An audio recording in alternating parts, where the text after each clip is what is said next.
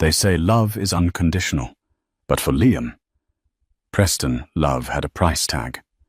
On the night of their 5th wedding anniversary, Charlotte sat across from her husband with a secret that would change their lives. She was finally pregnant. But before she could whisper the good news, Liam handed her an envelope.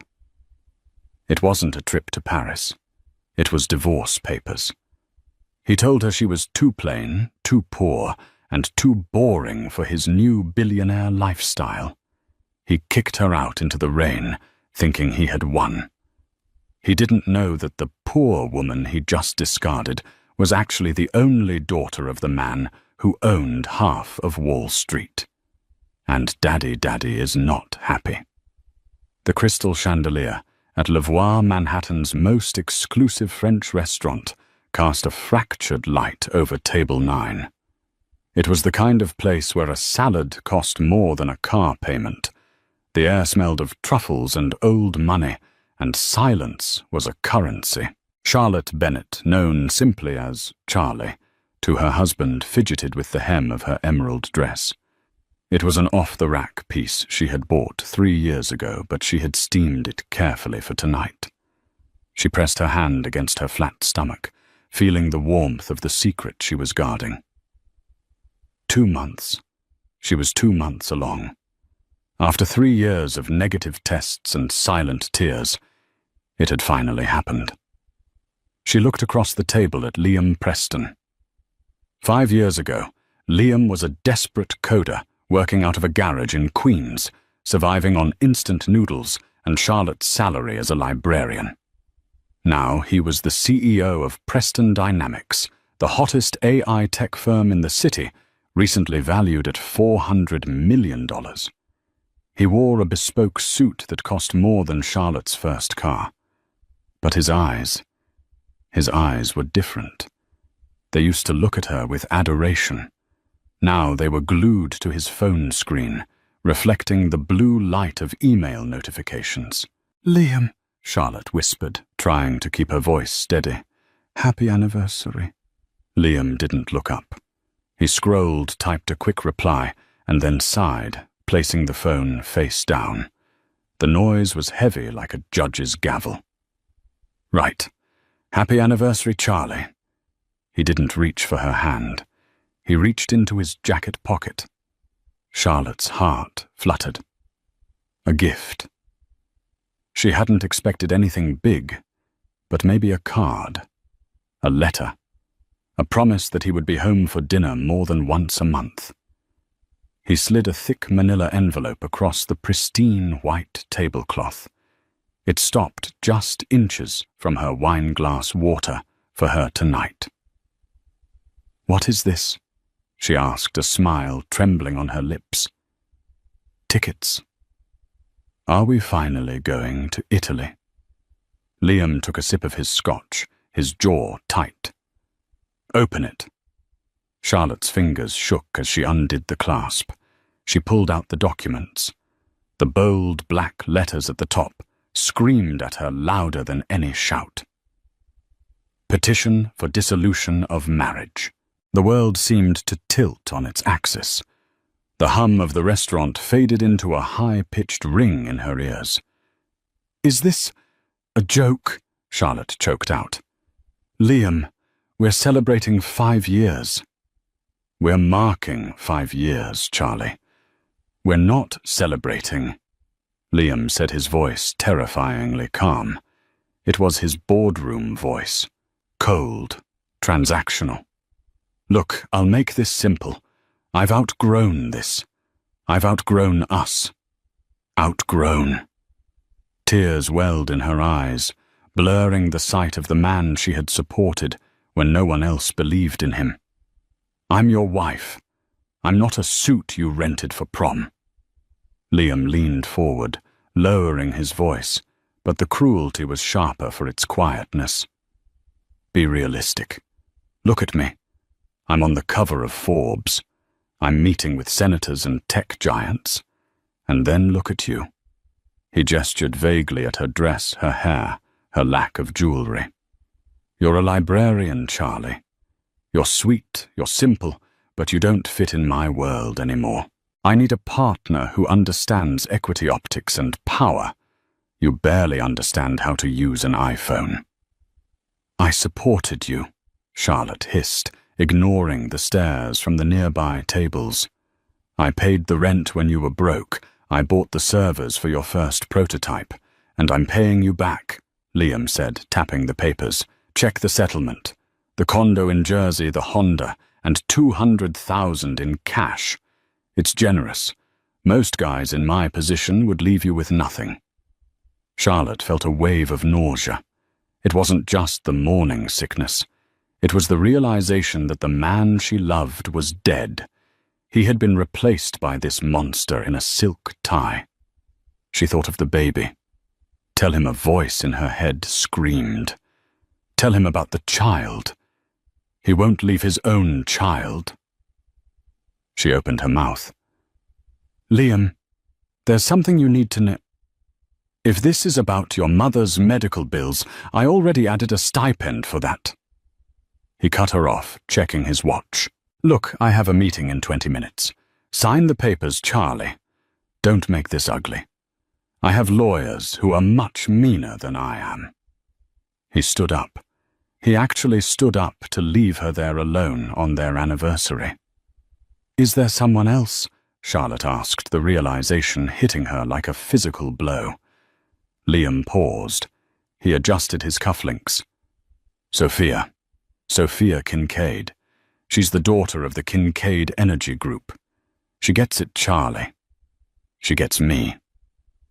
Sophia. The woman Liam had hired as a consultant 6 months ago. Stunning, sharp, and ruthless. Charlotte slowly closed her mouth. She placed her hand over her stomach again. If she told him now, he would think she was using the baby as a trap. Or worse, he would try to take the baby away from her to raise it with Sophia. She wouldn't let that happen. Charlotte stood up. She didn't scream. She didn't throw the wine. She simply picked up the envelope. "You're right, Liam," she said, softly. Her voice was different now. The tremble was gone. "I don't fit in your world, and I thank God for that." Liam looked at her, confused by her sudden composure. "Good. I'll have my assistant send a car for your things tomorrow." "Don't bother," Charlotte said, turning her back on him. "I won't be there." She walked out of the restaurant, her head high, while Liam watched her go, feeling a strange cold shiver run down his spine. He shook it off. He was a multi-millionaire. He didn't have time for shivers. The rain in New York didn't wash things clean. It just made the grime slicker. Charlotte stood under the awning of Lavoie, clutching the envelope to her chest to keep it dry. She watched as Liam's sleek black Maybach pulled up. He didn't even look out the window as the car sped away, heading towards the Upper East Side, towards Sophia. Charlotte took a deep breath. She reached into her purse and pulled out a burner phone. It was an old flip phone she kept for emergencies. She dialed a number she hadn't called in 5 years. 1 ring. 2 rings. "Yes." The voice on the other end was deep gravelly and commanded instant respect. "Dad," Charlotte whispered. "It's me. It's Lottie." There was a silence on the line that felt heavier than the storm. "Lottie." The voice softened, cracking with emotion. 5 years. You haven't called in 5 years. Are you okay? Where are you? I'm done, Dad. You were right. You were right about him.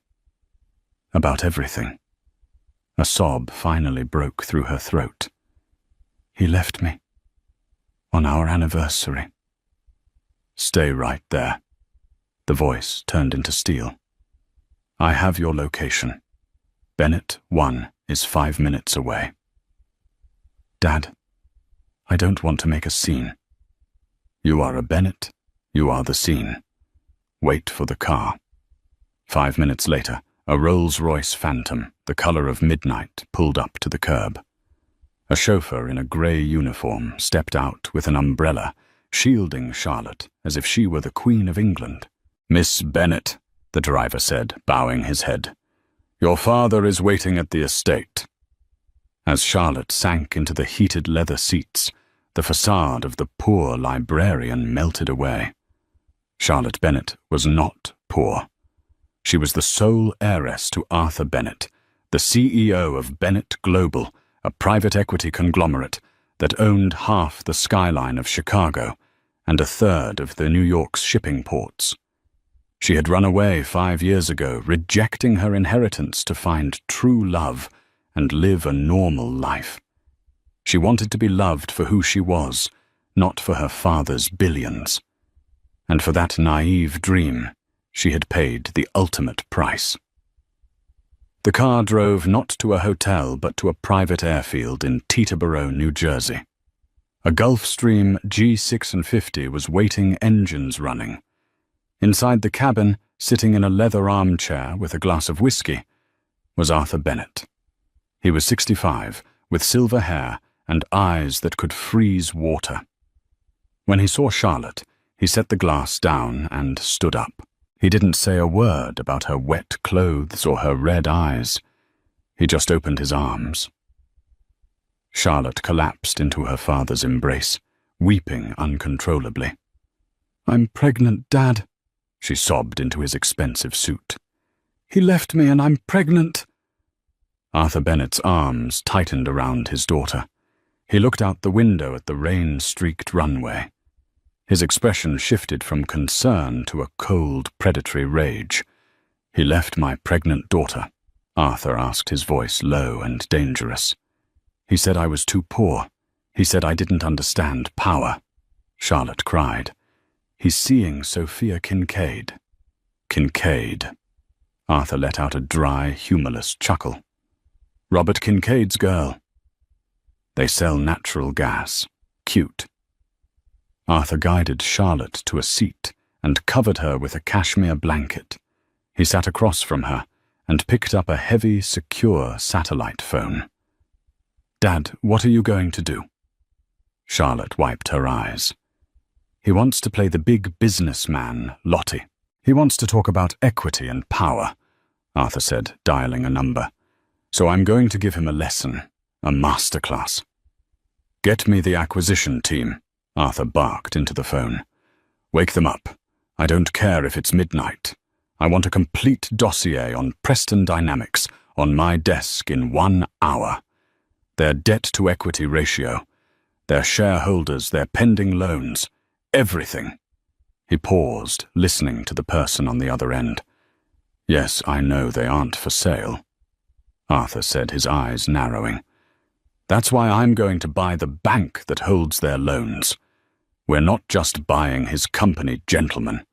We're going to swallow it whole. I want Liam Preston to wake up tomorrow, owning nothing but the suit on his back." He hung up and looked at his daughter. "Rest, Lottie. By the time you wake up, the world will be a very different place for Mr. Preston." The morning sun hit the floor-to-ceiling windows of Sophia Kincaid's penthouse, blinding Liam as he woke up. He stretched, feeling the expensive Egyptian cotton sheets. For the first time in years, he felt unburdened. No boring wife waiting at home with leftovers. No guilt. Just success. He checked his phone. He expected missed calls from Charlotte, begging, crying, asking him to reconsider. There were none. "Good," he muttered, swinging his legs out of bed. She finally got the hint. He showered, dressed in a fresh navy suit, and joined Sophia in the kitchen. She was already on a conference call, looking sharp in a pencil skirt and holding a double espresso. She blew him a kiss as he grabbed a bagel. This was the power couple dynamic he had craved. Efficient, unemotional, high status. "I've got to head in," Liam said as she hung up. "Big day. We're finalizing the merger with the Tokyo partners. Go get them Tiger, Sophia smirked. Dinner at Nobu later, my treat, to celebrate your freedom. Absolutely. Liam whistled as he walked into the lobby of Preston Dynamics. He nodded at the receptionist, expecting the usual beaming smile. Instead, she looked pale. She was on the phone, whispering frantically. When she saw him, she slammed the phone down. Mr. Preston, she stammered. Jerry is looking for you. He's in a panic. Jerry. Liam frowned. Jerry was his CFO. The man had ice water in his veins. He never panicked. Tell him to wait in my office. He's already there, sir. With the others. What others? Liam took the elevator to the 40th floor. The doors slid open, and the silence hit him instantly. Usually the floor buzzed with coders and sales reps. Today, everyone was standing in clusters, whispering. They looked at him like he was a ghost. Liam marched to his corner office and threw the door open. Jerry, what the hell is going? He stopped. Jerry wasn't alone. Sitting in the leather chairs, usually reserved for high-end clients, were 3 men in identical charcoal suits. They didn't look like tech investors. They looked like sharks in human skin. And sitting behind Liam's desk, his custom mahogany desk, was a man Liam didn't recognize. He was bald with a thick neck and a scar running through his eyebrow. He was spinning Liam's Newton's cradle, click, clack, click, clack. Who are you? Liam demanded, his face flushing with anger. Get out of my chair. Jerry stepped forward, sweating profusely. He looked like he was about to vomit. Liam, please, calm down. Calm down. Who are these people, Jerry? This is Mr. Hale, Jerry said, pointing to the man behind the desk. He represents Titan Holdings. I don't care if he represents the Pope, Liam snapped. Security. Security works for us now. Mr. Pressiston, Mr. Hale said. His voice was deep scratching like sandpaper. He didn't stand up. He didn't stop playing with the Newton's cradle. What are you talking about? Liam laughed nervously. I own 51% of this company. I am the majority shareholder. You were the majority shareholder, Hale corrected. He picked up a document from the desk and slid it forward. Do you recognize this? Liam squinted at the paper. That's our loan agreement with First NY Commercial Bank. We took out a $50 million line of credit to expand the servers. So what? We're current on payments. Standard Clause 14B, Hale recited from memory, not looking at the paper. The change of control and risk assessment clause. If the lending institution believes the company's leadership has become unstable, or if the debt is sold to a third party, the full amount becomes due immediately. Liam felt a cold drop of sweat slide down his back. The debt is sold. First NY wouldn't sell our debt. We're their star client. First NY Commercial doesn't exist anymore. Hale smiled a cold, predatory baring of teeth. As of 4:00 a.m. this morning, Bennett Global acquired First NY Commercial. We bought the bank, Mr. Preston, which means we own your debt. Bennett Global. Liam racked his brain. He knew the name. It was old money. Serious money. But why would they care about a mid-sized AI firm? We are calling in the loan, Hale said flatly. $50 million, plus interest, payable immediately. I don't have $50 million in cash, Liam stammered. It's tied up in assets, stock. We know, Hale said, which triggers a default, and under the terms of your default ownership of all collateral, which includes your intellectual property, your servers and your 51% stock options, reverts to the creditor. Hale finally stood up. He was massive, towering over Liam. Congratulations, Mr. Preston. Bennett Global is now the owner of Preston Dynamics. The room spun. Liam grabbed the back of a chair to steady himself. This wasn't possible. Hostile takeovers took months. They involved lawyers, regulators, SEC filings. This had happened in hours. "This is illegal," Liam sputtered. "I'll sue. I'll call my lawyers." "You can try," Hale said, walking around the desk. "But you used company funds to pay your retainer fees. Since we froze all company accounts at 800 a.m., you currently don't have a lawyer, or a corporate card, or a car, actually. The lease on the Maybach is in the company's name." Jerry, the CFO, looked at the floor. "I'm sorry, Liam. They gave me an option. Cooperate or go to prison for that creative accounting you had me do in Q3. Liam looked at his friend, betrayed. "You sold me out." "I have kids, Liam," Jerry whispered. "Get out," Hale commanded. He wasn't talking to Liam. He was talking to Jerry and the other suits. "Everyone out. I want a moment with the former CEO." The room cleared instantly. Liam was left alone with Hale, the man who had stolen his life in 10 minutes. "Why?" Liam asked, his voice shaking. "Why Bennett Global? I've never met Arthur Bennett. I've never done business with him. Why is he targeting me?" Hale walked over to the window, looking out at the city. Charlotte had walked through in the rain, just the night before. "Mr. Bennett is a man of particular principles," Hale said. "He values loyalty, he values family, and he despises men who throw away valuable things because they think they found something shinier." Liam frowned. "Is this about the environmental regulations? Because I can fix the carbon footprint of the servers." Hale laughed. It was a harsh, barking sound. "You think this is about business? You tech boys are all the same. You think the world is just ones and zeros." Hale turned back to Liam. "Mr. Bennett is coming here. Today. He wants to inspect his new acquisition personally, and he wants to handle your termination. Face to face. Termination." Liam straightened his tie, trying to regain a shred of dignity. "You can't fire me. I am the face of this company. The code is in my head. If I leave, the AI fails.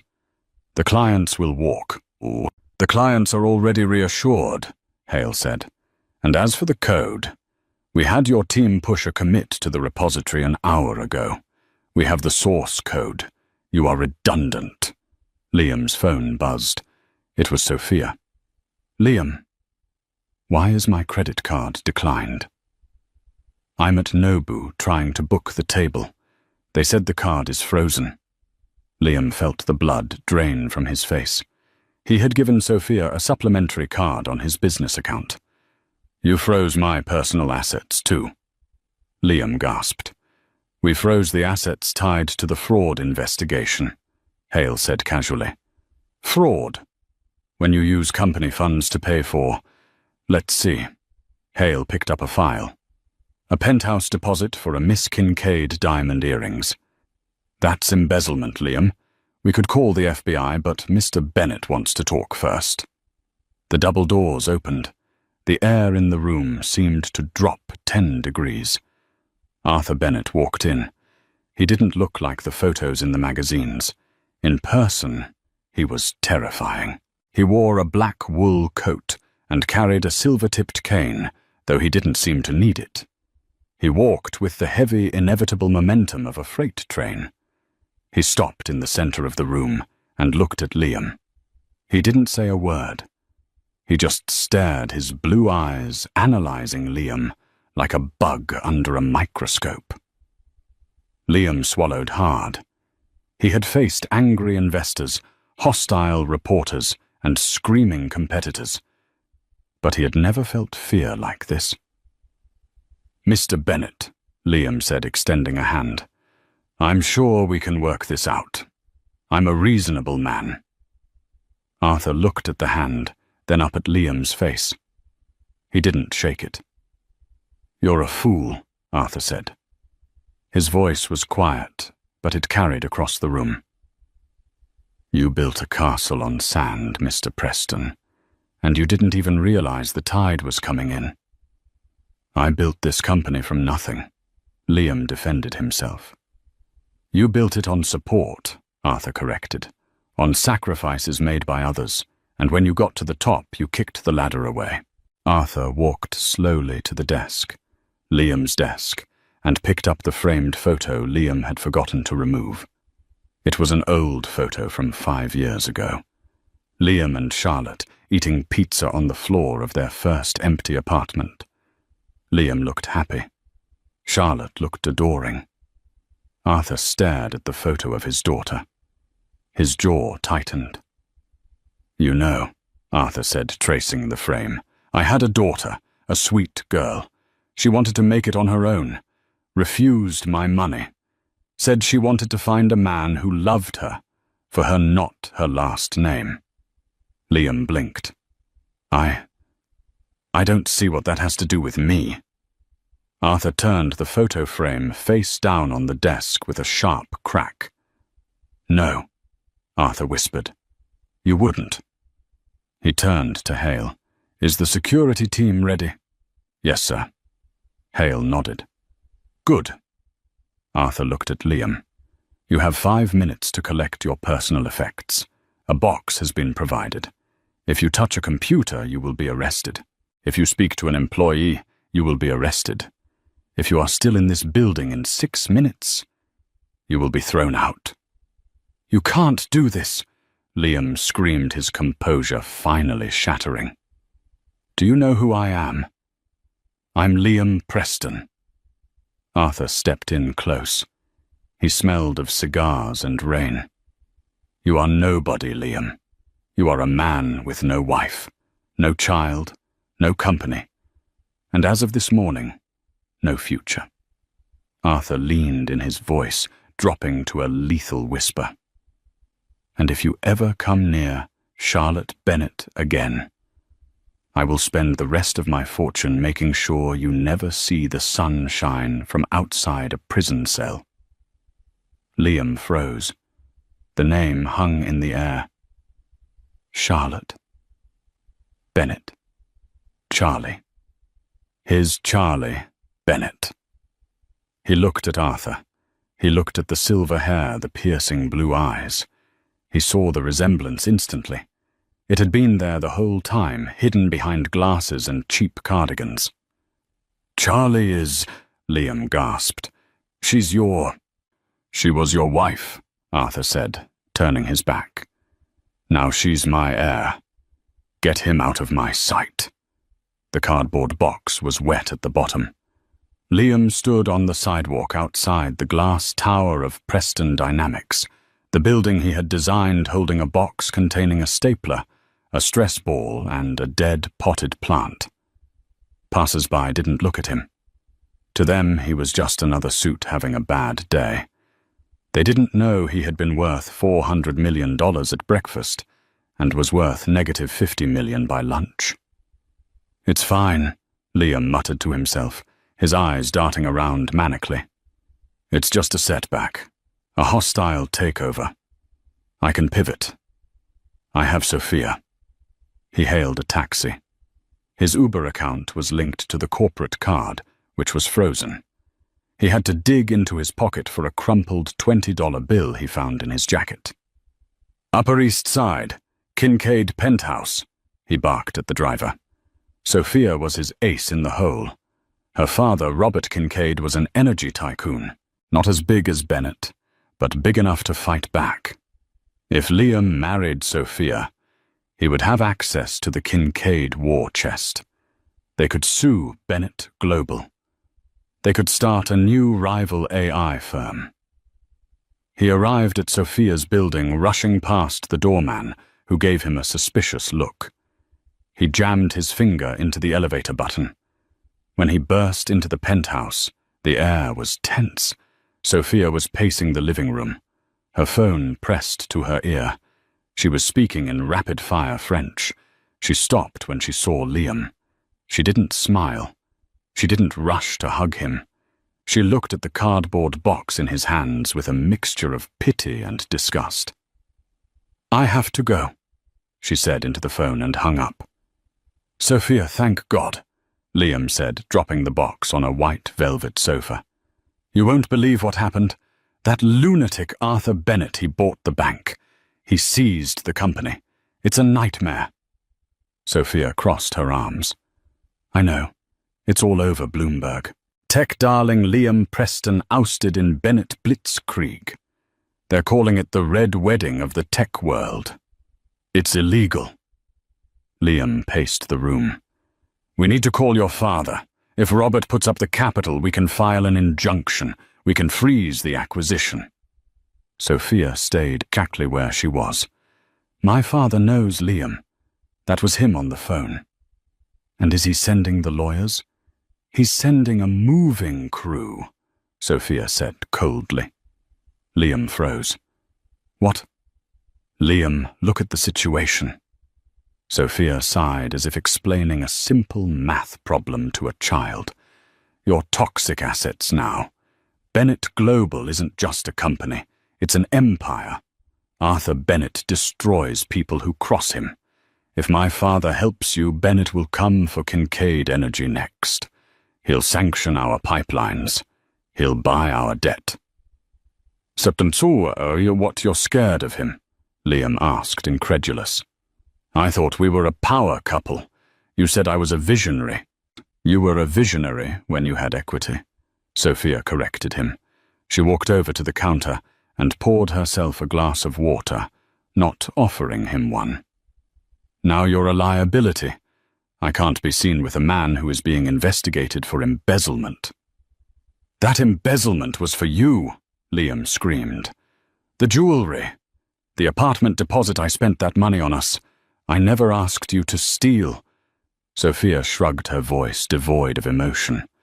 "I assumed you could afford it. Clearly I didn't do enough due diligence on your portfolio." "Due diligence?" Liam felt like he had been punched in the gut. He recognized the tone. It was the same tone he had used on Charlotte at the restaurant. Cold, transactional, heartless. "I left my wife for you," Liam whispered. "I left Charlie. She was pregnant, Sophia. I didn't know, but she was pregnant. And I left her for you." Sophia's eyes widened slightly, but not with sympathy. "She's a Bennett. The ex-wife is a Bennett." "Yes," Sophia let out a short, incredulous laugh. "Wow, you really blew it, didn't you? You had the golden goose sitting at your dinner table for 5 years, and you traded her for a consultant fee." She walked to the door and opened it. "You need to leave Liam." "Sophia, I have nowhere to go. They froze my accounts. They took my apartment." "Not my problem," she said, checking her nails. "Security is on the way up. I'd hate for you to be dragged out in front of the neighbors. It's bad for property values." Liam stared at her. The beautiful, sharp, sophisticated woman he thought was his equal. She was exactly like him. And that was the worst punishment of all. He picked up his wet cardboard box. "You deserve everything that's coming to you." Liam spat. "Maybe." Sophia smiled, closing the door in his face. "But at least I still have a roof over my head." 3 months had passed. New York City moved on quickly. Preston Dynamics had been rebranded as Bennett Tech. The stock price had tripled since the takeover. The world had forgotten Liam Preston. Liam had not forgotten. He was living in a motel in Yonkers, paying cash he earned from doing freelance IT repair work under a fake name. He had sold his watches. He had sold his designer suits He wore jeans and a hoodie now. He looked 10 years older. But he had a plan. He had been tracking the news. Tonight was the Bennett Foundation Gala at the Metropolitan Museum of Art.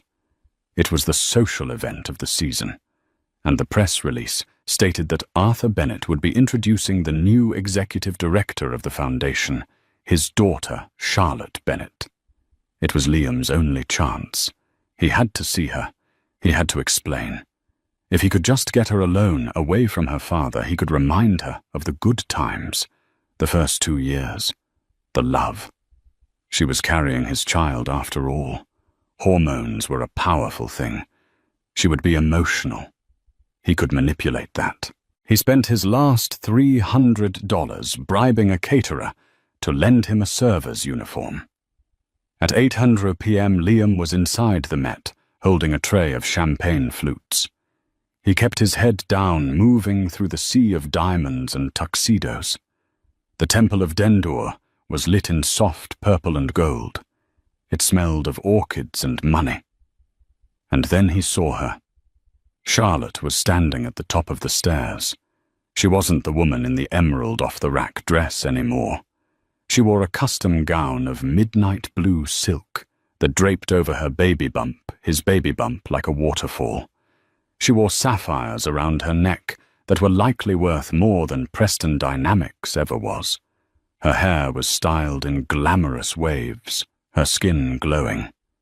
She looked regal, untouchable. She was laughing at something a senator was saying. She looked happy. Liam felt a surge of possessiveness. That was his wife. That was his child. He waited until the speeches began. Arthur Bennett took the stage, the crowd hushing.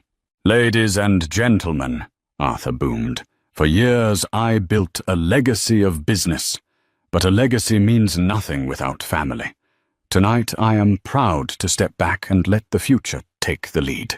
Please welcome my daughter, Charlotte Bennett." The applause was thunderous. Charlotte took the microphone. She spoke with grace and confidence, the confidence of a woman who finally knew her worth. As she finished her speech, the crowd began to mingle again. Liam saw his opening. Charlotte was moving toward a private VIP alcove flanked by 2 large bodyguards. Liam ditched his tray and pushed through the crowd. "Charlie," he shouted. The bodyguards tensed, but Charlotte turned. She saw him. For a second, the room went silent for Liam. He saw the recognition in her eyes. He expected anger. He expected tears. Instead, he saw nothing. No spark. No hate. Just indifference. "Let him through," Charlotte said to the guards. Liam stumbled forward, breathless. "Charlie, God, you look incredible." "Hello, Liam," she said. Her voice was cool, like water running over stones. "You're serving drinks. I had to see you," Liam pleaded, ignoring the insult. "I know I messed up. I know I hurt you. But I was scared. The stress of the company, it got to me. But I've lost everything, Charlie. I've paid for my sins." He looked pointedly at her stomach. "I want to be a father. That's my son, isn't it? Or daughter. You can't keep me from my child." Charlotte placed a protective hand over her bump. "You didn't want a child, Liam. You wanted a divorce. You wanted Sophia." "Sophia is nothing," Liam said quickly. "She's a shark. You're the only one who ever really loved me. We can fix this. I can sign a prenup. I don't care about the money. I just want my family back." Charlotte studied him for a long moment. Then she smiled.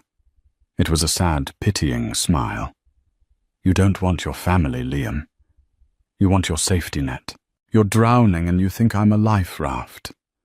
She stepped closer, lowering her voice so only he could hear. "You said I didn't fit in your world. You were right. Because my world is about loyalty. It's about building things that last. You built a house of cards and you knocked it down yourself. I can change, Liam begged, reaching for her hand. She pulled back sharply. It's too late.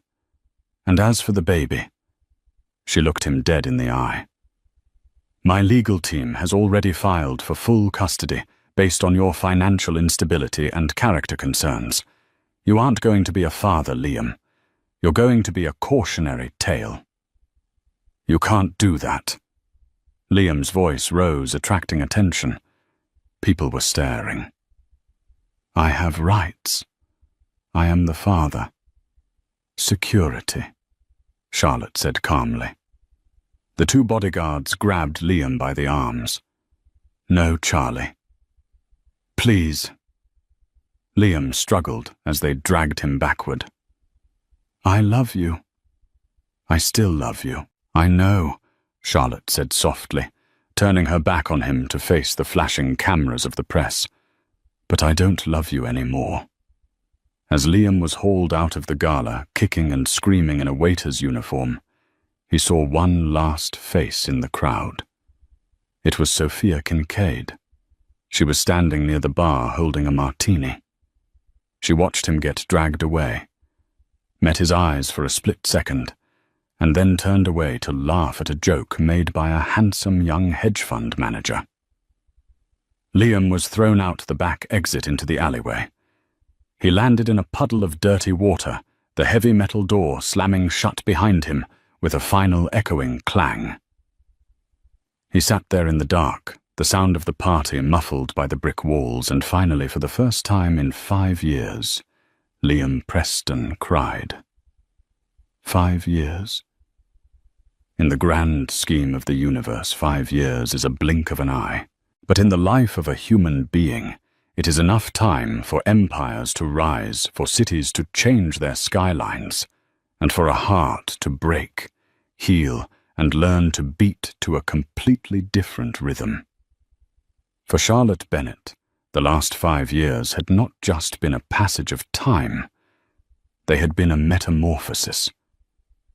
The woman who had once sat trembling at a table in Levois, clutching a glass of water and begging for her husband's attention, no longer existed. That version of Charlotte had been incinerated in the fire of Liam's betrayal, and from the ashes, something far stronger had emerged. It was a crisp, brilliant Tuesday morning in late October. Central Park was a masterpiece of autumn, the trees ablaze in riotous shades of burnt orange, crimson, and gold. The air was sharp and cold, the kind that woke you up and made you feel glad to be alive. Charlotte walked along the winding path near the conservatory water, her boots clicking rhythmically against the pavement. She wore a camel-colored cashmere coat that cost more than her old car, wrapped tightly around her frame against the chill. But it wasn't the clothes that made heads turn as she passed. It was the way she carried herself. She walked with the easy, unforced confidence of a woman who had faced her worst nightmare and survived. She wasn't just the heiress to the Bennett fortune anymore. She was the CEO of Bennett Venture, a multi-billion-dollar philanthropic fund. She spent her days funding clean water initiatives in sub-Saharan Africa and scholarships for inner-city kids in Chicago. She had taken the power her father had given her and used it to heal the world, perhaps as a way to heal herself. "Mummy, look. The boats are out." The shout broke her train of thought. Running ahead of her, chasing a stray pigeon with the boundless energy of youth, was Lucas. He was 4 years old, a whirlwind of laughter and curiosity, wrapped in a miniature navy duffel coat. He had messy brown hair that refused to stay combed and bright, inquisitive eyes that took in the world with absolute wonder. "I see them, Luke." Charlotte called out, a smile breaking across her face that reached her eyes. "Stay on the path, please. The leaves are slippery." She slowed her pace, watching him. Lucas was her anchor. He was the reason she got up in the morning. He was also, in moments that caught her off guard, a painful reminder. He had Liam's chin. He had Liam's way of tilting his head when he was trying to solve a puzzle. But the selfishness, the coldness, that was gone.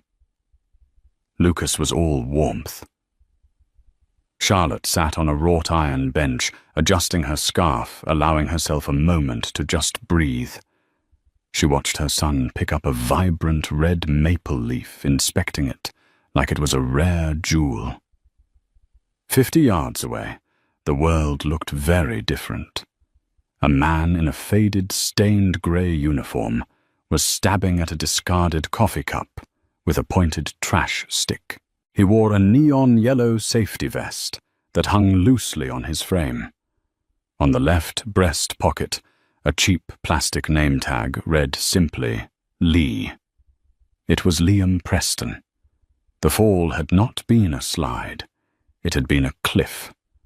After the gala, after the public humiliation, the legal system had finished what Arthur Bennett had started. The investigations into Preston dynamics had revealed deep systemic fraud. Liam hadn't gone to prison. His lawyers had managed to plead it down to probation and restitution, but the financial penalty had been absolute. Every dollar he had was seized. His reputation was radioactive. In the tech world, the name Liam Preston became shorthand for hubris and failure. He had applied for coding jobs, then IT management, then help desk support. No one would hire him. He was a liability. So the man who once dined on truffles and drank scotch older than his employees was now a seasonal sanitation worker for the City Parks Department. He lived in a basement studio in Queens that smelled of mildew, and he spent his days cleaning up after the people he used to be. Liam paused in his work, wiping sweat from his forehead with the back of a dirty glove. His back ached. It always ached these days. He looked older than his 35 years. His hair was thinning and his face was etched with deep lines of bitterness and regret. He looked up and saw the boy. For a moment, Liam just stared. He didn't know who the child was, but something about the boy's energy, the way he threw his head back and laughed at the sky, struck a chord deep in Liam's chest. It was a phantom sensation, like a limb he had lost years ago trying to flex. Then his gaze drifted to the woman on the bench. The world seemed to stop spinning.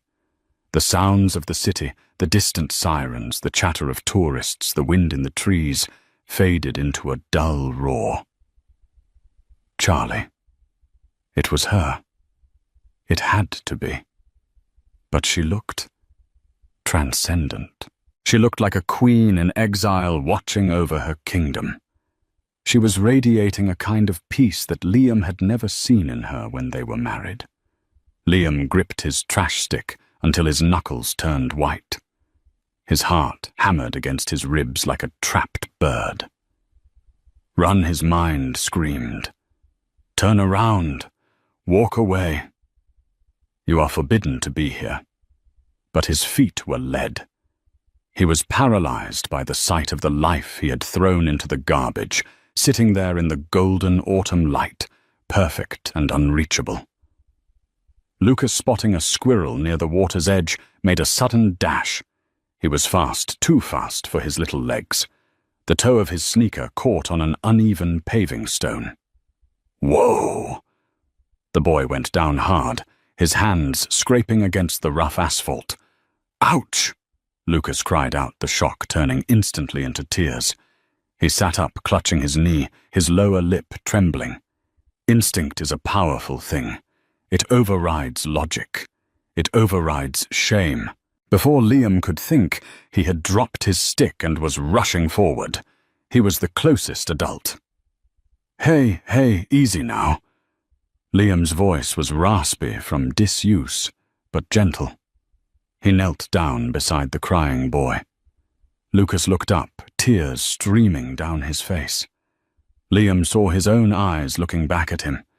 The recognition hit him like a physical blow to the gut. This is him. This is my son. It's okay, buddy, Liam whispered, his hands hovering, afraid to touch the boy, afraid to dirty his expensive little coat. It's just a scrape. You're a tough guy, right? Lucas sniffled, looking at the man in the neon vest. It hurts. I know. Liam said, his throat tight. But look, no blood. Just a bonk. Lucas. The voice was sharp, cutting through the air like a whip. Charlotte was there in an instant. She didn't run, but she moved with a terrifying speed. She swooped down, placing herself between Liam and the boy, pulling Lucas into her arms and standing up in one fluid motion. She looked at the sanitation worker, her eyes flashing with a mother's protective fire. I told you to stay on the path. She stopped. The wind rustled the dry leaves around them, a dry, skeletal sound. Charlotte stared. She took in the neon vest, the dirt on his face, the receding hairline, the name tag that said Lee. Liam slowly stood up. He felt small. He felt like he was made of glass, and she was holding a hammer. He wanted to speak, to say something profound, to apologize, to beg. Charlie, it's me. I'm sorry. I'm so sorry. But the words died in his throat. What right did he have? Charlotte's expression shifted. The anger vanished, replaced by something far worse. It wasn't hate. Hate implies passion. Hate implies that the person still matters to you. Charlotte looked at him with pity. She looked at him the way one looks at a building that has collapsed, a tragic mess that is no longer anyone's home. Are you okay? Charlotte asked, but her eyes were on Lucas, inspecting his knee with gentle fingers. I'm okay, Mommy. Lucas sniffled, wiping his nose on his sleeve. He pointed a small finger at Liam. The man helped me. Lucas looked at Liam. Thank you, mister. Mister. The word echoed in Liam's head. Not Dad. Not father. Just mister. A stranger. A nobody. Liam felt hot tears prick the corners of his eyes. He forced a broken, crooked smile. You're welcome. Charlotte stood up, hoisting Lucas onto her hip. She adjusted his coat, brushing a speck of dust from his shoulder. She reached into her purse. For one horrifying second, Liam thought she was going to hand him a $5 bill. The shame of it burned him hotter than fire. Please, he prayed silently. Don't tip me. Don't pay me for touching my own son. She didn't. She pulled out a tissue and wiped the last tear from Lucas's cheek. Then she looked at Liam one last time. Her gaze was cool, detached, and final. There was no spark of the old love. There was no victory lap. There was just the acknowledgement of a stranger who had done a small kindness. Come on, Lucas, she said, her voice steady and calm. Daddy is waiting for us at the boathouse. He promised you ice cream. Liam felt the blood drain from his face. The world tilted. Daddy? Lucas's face lit up, the pain in his knee instantly forgotten. Is Michael there? Yes. Charlotte smiled, and it was the most beautiful, genuine smile Liam had ever seen, and it wasn't for him. Michael is waiting, and he brought the puppy. Yay, Daddy, Lucas cheered. Charlotte turned. She didn't say goodbye to Liam. She didn't nod. She simply turned her back on him, wrapping her arms around her son, and walked away. Liam stood frozen. He couldn't move. He watched them walk down the path toward the Loeb boathouse. In the distance, leaning against the railing, was a man. He was tall, with broad shoulders and a kind face. He wore a camel coat that matched Charlotte's. When he saw them, he didn't check his phone. He didn't look annoyed. He lit up. Liam watched as the man Michael jogged forward to meet them. He watched as Lucas wiggled out of Charlotte's arms and ran to him screaming, "Daddy!"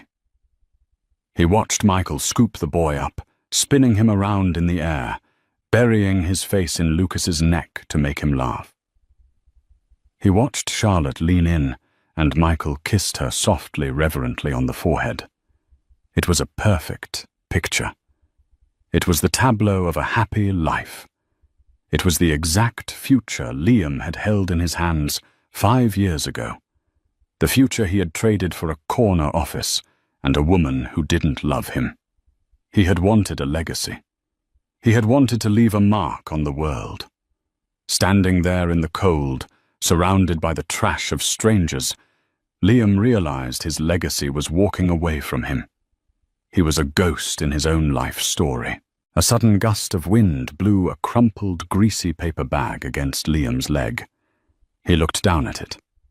He looked back at the happy family, now just small figures in the distance, disappearing into the golden light of the park. "Hey, Lee!" The shout came from a supervisor driving a green golf cart nearby. "Quit staring at the rich people. We got 3 more zones to clear before lunch. Move it." Liam flinched. He looked at his supervisor, then down at the trash stick in his hand. He took a deep breath, inhaling the smell of damp earth and exhaust fumes. "Yeah," Liam whispered to no one. "Coming." He spiked the greasy bag with his stick and dropped it into his sack.